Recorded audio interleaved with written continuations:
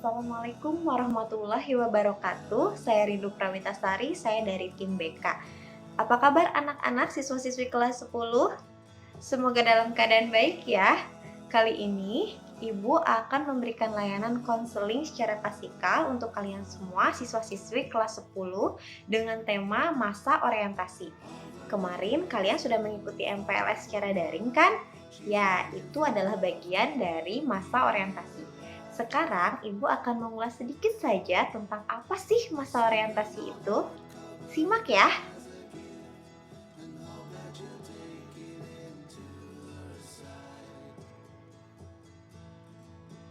Orientasi itu memiliki makna suatu peninjauan untuk menentukan arah atau sikap secara benar dan tepat. Biasanya pada saat masa peralihan itu pasti akan ada masa orientasi. Contohnya, ketika kalian masuk SMP, ada masa orientasi. Ketika kalian masuk SMA, ada juga masa orientasi. Apa sih pentingnya masa orientasi? Tujuannya masa orientasi adalah untuk mengenalkan agar kita dapat menentukan atau meninjau sikap apa yang boleh dilakukan dan sikap apa yang tidak boleh dilakukan oleh kita dalam bersosialisasi di lingkungan yang baru. Untuk kalian sebagai siswa baru di sekolah, masa orientasi itu bisa dibagi menjadi 3 bagian. Yang pertama, orientasi sekolah. Yang kedua, orientasi kurikulum. Yang ketiga, orientasi tata tertib. Sekarang kita bahas satu-satu ya. Kita bahas itu mengenai masa orientasi sekolah. Dimana pada masa orientasi sekolah itu kita harus mengenal lingkungan sekolah, baik itu lingkungan sosialnya atau lingkungan non-sosialnya. Lingkungan sosial itu meliputi guru, teman, dan karyawan atau staf tata usaha yang ada di sekolah. Karena sekarang keadaannya sedang tidak memungkinkan kita untuk bertatap muka, mungkin akan ada kendala ya untuk kita berorientasi atau mengenal satu sama lain, baik dengan guru, teman, atau karyawan. Tapi mungkin untuk yang kemarin ikutan MPLS secara daring, setidaknya ada gambaran teman-temannya yang mana saja, siapa saja, ya seperti itu. Kalau untuk guru, kalian bisa cek channel YouTube SMA Negeri 1 Jalan Cagak. Di situ ada perkenalan guru dan staf tata usaha, sehingga nanti kalian bisa tahu guru-guru mana saja yang akan mengajar di kelas 10. Kemudian lingkungan non-sosial. Lingkungan non-sosial itu meliputi kondisi sekolah, sarana dan prasarana sekolahnya. Sedikit akan Ibu beri gambaran fasilitas apa yang akan kalian dapatkan. Nanti kalian akan dapatkan fasilitas lab komputer, lab biologi, lab fisika, lab kimia, perpustakaan, ruang OSIS, ada ruang PMR, ruang pramuka, ruang ekstrakurikuler, kemudian ada ruang BK, masjid, ruang TU, guru, toilet atau WC, ruang senian, lapangan basket, dan lapangan voli. Yang harus kalian ingat, fasilitas-fasilitas yang ada di sekolah itu bukan untuk kalian rusak ya, tapi untuk kalian pergunakan sebaik-baiknya dan kalian jaga. Kita seluruh komponen yang ada di sekolah, baik guru, siswa, dan karyawan-karyawan yang ada di sekolah, mempunyai kewajiban untuk sama-sama menjaga fasilitas yang ada di sekolah. Ingat ya, kita harus jaga fasilitas yang ada di sekolah. Ya, selanjutnya orientasi kurikulum. Kurikulum yang digunakan adalah kurikulum 2013 yang telah disempurnakan tahun 2016. Untuk struktur kurikulum di SMA Negeri 1 Jalan Cagak terdiri dari kelompok mata pelajaran wajib, kelompok mata pelajaran peminatan, dan kelompok mata pelajaran lintas minat. Kelompok mata pelajaran peminatan di SMA Negeri 1 Jalan Cagak terdiri dari MIPA dan IPS. Selanjutnya poin terakhir, orientasi tata tertib. Sekarang saatnya kalian akan mengenal tata tertib sekolah SMA Negeri 1 Jalan Cagak. Kita mulai dengan tata tertib jam belajar ya. Senin sampai dengan Jumat akan ada jam ke-0, dimulai pukul 6.30 sampai 7.00 waktu Indonesia Barat. Di jam ke-0, kalian akan mendapatkan bimbingan mengenai literasi, keagamaan, kedisiplinan, dan pembentukan karakter. Kegiatan belajar mengajar atau KBM akan dimulai pada jam pertama, yaitu pukul 07.00 dan selesai pukul 15.30.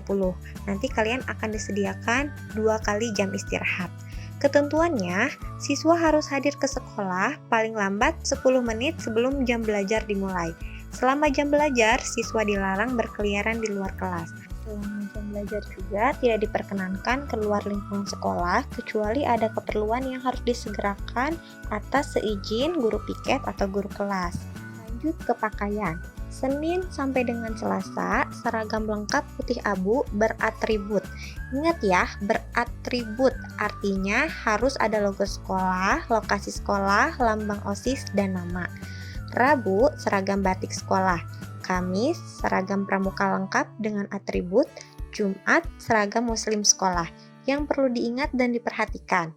Untuk laki-laki ketentuannya, celana lebar bagian bawah minimal 20 cm, tidak berbentuk pensil atau cut bray. Jadi untuk kemejanya lengan pendek ya.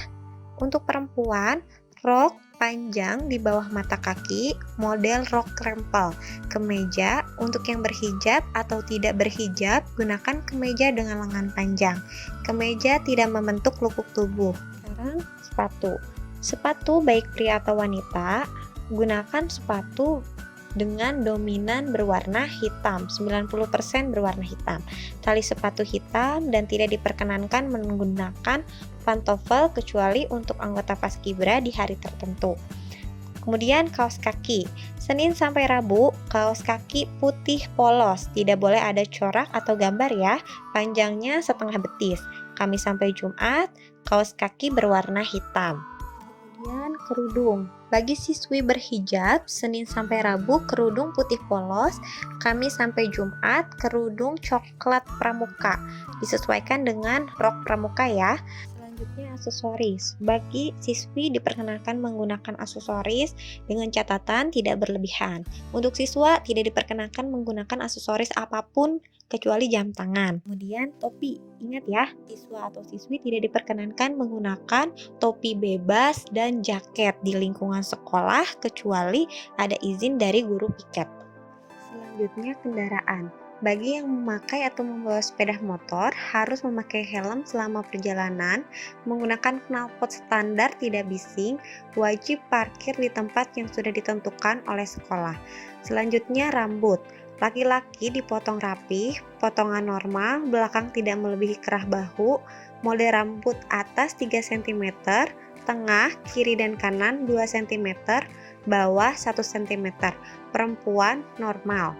Peraturan lain, tidak bermain kartu jenis apapun di lingkungan sekolah, tidak menggunakan sabuk selain sabuk SMA Negeri 1 Jalan Cagak, tidak menikah atau hamil selama menjadi siswa SMA Negeri 1 Jalan Cagak, tidak terlibat tawuran, tidak terlibat geng motor, tidak memakai make up dan aksesoris yang berlebihan selain jam tangan, tidak memakai soft lens, dilarang merokok di lingkungan sekolah maupun di luar sekolah dengan memakai seragam sekolah, tidak boleh merekam pada saat guru sedang merazia, kehilangan barang milik pribadi merupakan tanggung jawab masing-masing.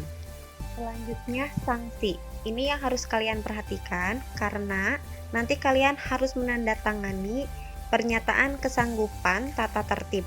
Sehingga jika kalian melanggar, sanksinya adalah 1.